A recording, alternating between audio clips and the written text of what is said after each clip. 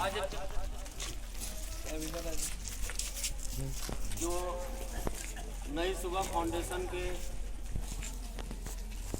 बेहतरीन प्रयास से हमारा गांव ककनी गोसाई महरी में हटिया का आयोजन किया जा रहा है, जिसका उद्घाटन सिंघो ग्राम पंचायत के मुखिया प्रतिनिधि श्री सुरेश यादव जी अपने कर कमलों से उद्घाटन करेंगे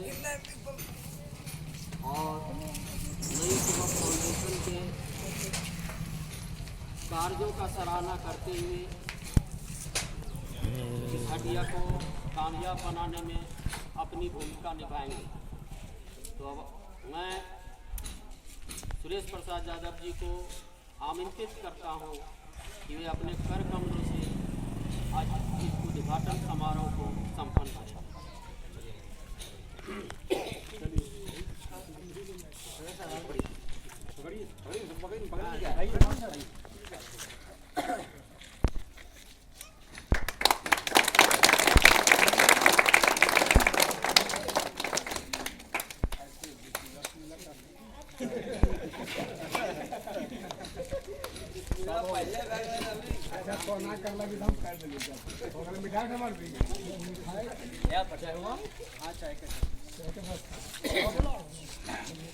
अरे चाय भेजो।